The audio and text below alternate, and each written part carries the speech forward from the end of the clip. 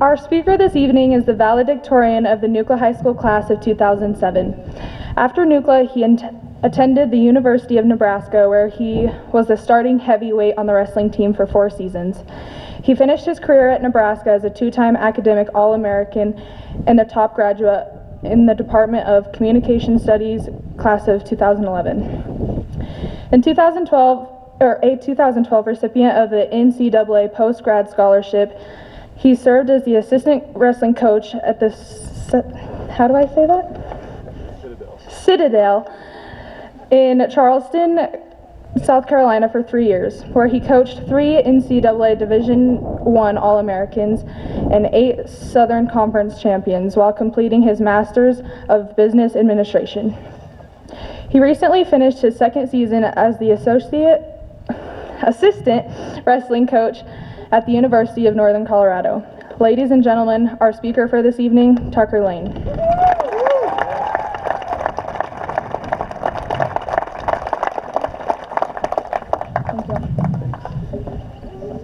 you. Suggest? Yeah, I think we're good. Is that? Yeah. Okay. All right, thank you. When I was a kid, my father would always preface any words of wisdom with, "Back when I was in high school 100 years ago." I always thought he was exaggerating, like he always does, that it wasn't possible for school to have existed so long ago. But here we all are celebrating 100 years of Nucla High School graduates, so I guess my dad was right, and that school really was a thing back then. I want to thank everybody who's worked so hard to put this reunion together. It's been great seeing so many old friends and familiar faces over the past couple of days. It's given us the chance to talk about a lot of things. We've talked about the Mustangs recently winning a state championship on the baseball diamond. We've talked about all the different places life has taken us, but mainly we've reflected on the good old days, and in doing so, it's really reminded me that over the years, I've been known as quite the storyteller. All throughout high school and college, I was that kid on the bus with my friends gathered around me, urging me, "Tuck, tell us that story about that one time," or "Tuck, do your impression of so-and-so." The funny thing is that the older I get, the more and more stories I have to tell. But it seems like the older I get, the fewer and fewer people I have to tell them to. These days, having something to say is never the problem. It's just finding someone to listen. With that said, I would sincerely like to thank the class of 2017 for providing me the opportunity to speak this evening. I cannot think of a much greater honor. As a college wrestling coach, giving advice, and giving speeches for that matter, is part of my day-to-day job. However, my athletes aren't always so thrilled about having to hear another one of Coach Lane's stories. They aren't always excited when I go off on one of my philosophical tangents. So to have a group of kids approach me to speak to them on such a momentous day in their lives, for them to actually want me to tell one of my stories, it's quite the boost to the ego. But I'm thankful for this opportunity on a much deeper level. Exactly 10 years ago, I was walking across this very same stage, a graduating senior from Nucla High School. Over the past decade, I have not had many opportunities to come back and visit my alma mater, so being here this evening brings with it a flood of emotions: nostalgia, deja vu, empathy. You see, as I look out across these fields and I consider those hallways sitting up there on that hill, I'm reminded of what it feels like to turn the page. I'm reminded of what it feels like to be leaving this place I called home from the time I was born, this place that molded me into the person I was to become. I'm reminded of what it feels like to have an entire new world waiting with the rising of the morning sun, pulled around by the excitement of our mind's loftiest possibilities. Now, the great thing about living in America is that this new world for which we're about to embark will look profoundly different for each of us. Some of us will set out to explore the remote recesses of this planet, seeking adventure and unforgettable experiences. Others will go to the land of knowledge and enlightenment, building our futures on college degrees and scholarly endeavors. For some of us, this new world may not seem so different at all as we take some time to have our future plans come into clearer focus. For me, 10 years ago, this new world involved a career in college wrestling. Wait a second. How could any world involving wrestling be considered new as it pertains to Tucker Lane? It's true, wrestling had always been a major part of my life, had really defined who I was as a youth and adolescent. I mean, I spent so many hours on the wrestling mats up there in the Garber gym that I could have rightfully filed for a second address. I'd always been a successful wrestler, and my career as a Nucla mini mat man all the way through my high school days wearing the blue and gold provided many great memories and countless hours of happiness. But I wanted something more. I wanted to test myself against the best competition this country had to offer. I wanted to be that small-town kid who made it to the big time. I wanted to go outside of my comfort zone and unearth my true capabilities. This line of thinking took me to the University of Nebraska. Nebraska promised to offer all that I sought, and I vividly recall my time as a high school senior preparing myself for the world that lay ahead. I was so excited, so anxious for the opportunity to test myself at the highest level, that I remember showing up to my very first college wrestling practice nearly an hour early. I was warming up, stretching myself with unwavering intent. I was so determined to get my career started off on the right foot, to make that perfect first impression. Well, after that first practice was over, I remember overhearing Coach and some of the other guys talking about me in the locker room.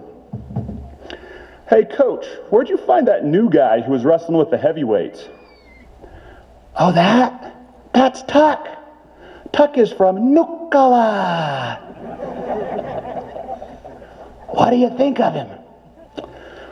"Well, he's pretty good, and he seems like a solid dude. It's just that he's really, really white." Coach started laughing. Tuck could stand to go outside, get a little sun, huh? Work on his tan a little bit." "Coach, it's got nothing to do with his skin tone. It's his personality. The boy is white." Coach rushed in and came to my defense. "Oh, what's wrong with being white? I'm white. A lot of people are white." "Coach, we never said there was nothing wrong with being white. But just so you know, just so you're ready for it, there's a lot of things around here going to open up Tuck's eyes real soon. Maybe even blow his mind." It's funny the moments that stick with you over the years. Even though I was so anxious for that first college wrestling practice, I can scarcely recall any of the details of what actually went on, but the words of those teammates remain vivid to this day, probably because there was a lot of truth to what they said. I mean, when I look back on it, I guess I was pretty white.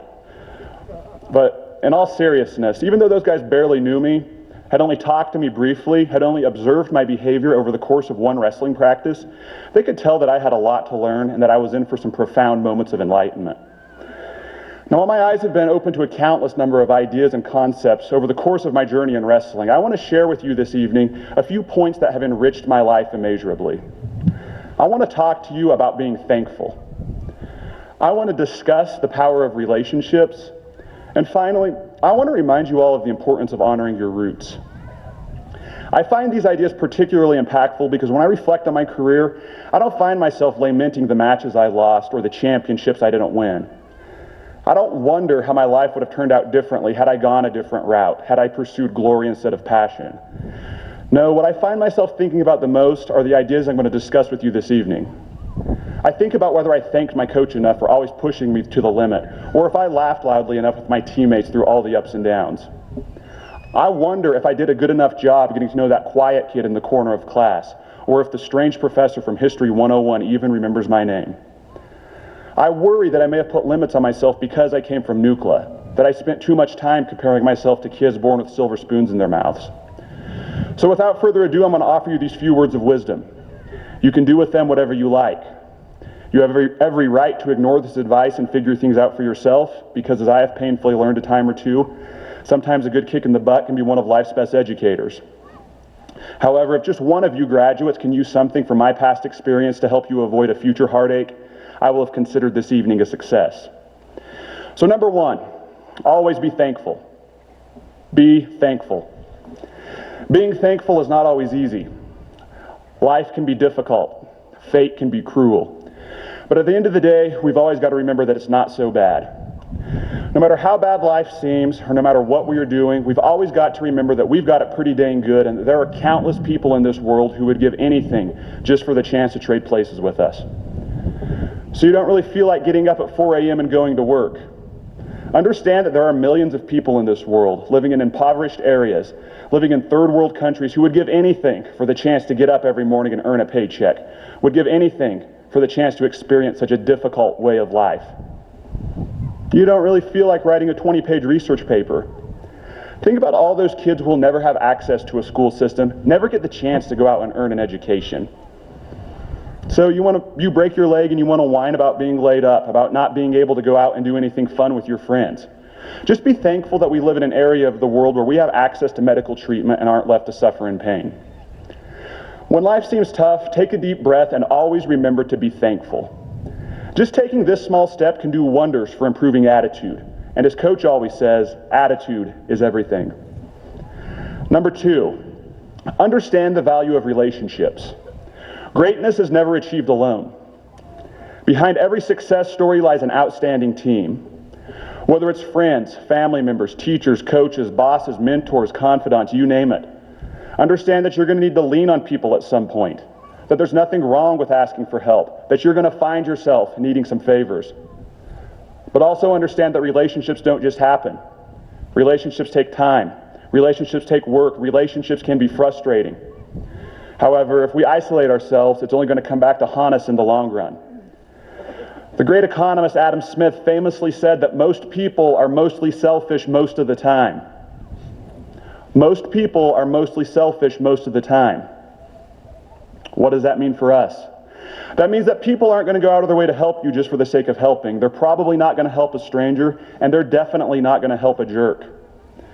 People want to feel like they're getting something in return, that they're invested in the person in whom they are offering assistance. Therefore, go out of your way to start developing those relationships early in your careers. People might be selfish, but I've also discovered that if people know you, if people trust you, if people believe in you, then they're more than willing to help. And believe me, you're going to need it. You're going to need someone to come pick you up when your car breaks down. You're going to need a letter of recommendation from your professor in order to get into the grad school of your choice. And you're going to need a good word from your supervisor in order to get the promotion you've been seeking.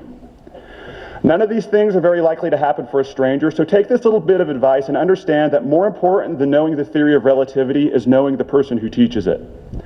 More important than being the best welder on the crew is being on good terms with the foreman. And more important than being the best athlete on the team is being loved and respected by your teammates.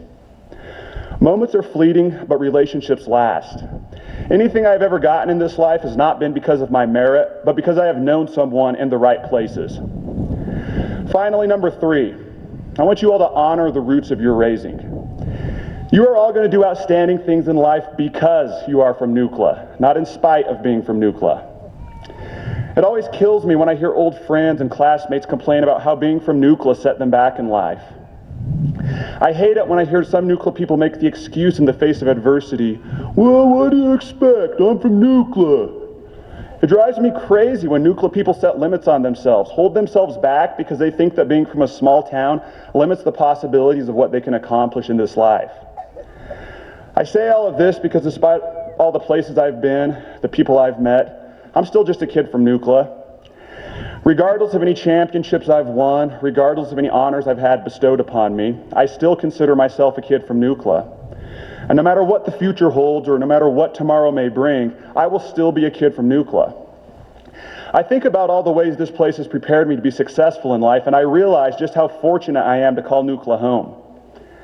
When I'm sitting at the airport with my team and everyone's complaining about how bored they are, how poor the Wi-Fi connection is, I remember the days when the only way I had of keeping myself entertained were several acres of open field on a Sunday afternoon.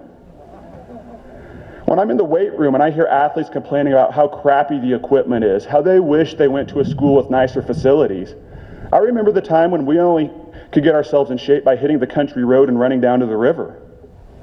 And when I hear parents complaining about how inconvenient it is for them that the nearest shopping center is a 15-minute drive from their condo, I just laugh to myself, and I reflect on those 2-hour weekend excursions to Montrose or Grand Junction where we had one chance to figure out what we needed and make it last for the rest of the month. Being from Nucla taught me how to be tough. It taught me discipline. It taught me how to be a human being. In a society plagued by overstimulation and instant gratification, just being a person content in his or her own skin is something pretty special. Class of 2017, understand that I am you and what I see is me. I see me 10 years ago.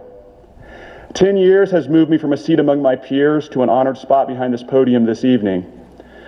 While that distance is short, a mere few feet from there to here, I can promise you that the 10 years themselves seem even shorter. So in your 10 years, remember to be thankful for every waking moment. Passionately seek to form and build relationships. And above all, never forget to be a kid from Nucla. Thank you all again for the chance to speak here this evening, and best of luck in all of your future endeavors.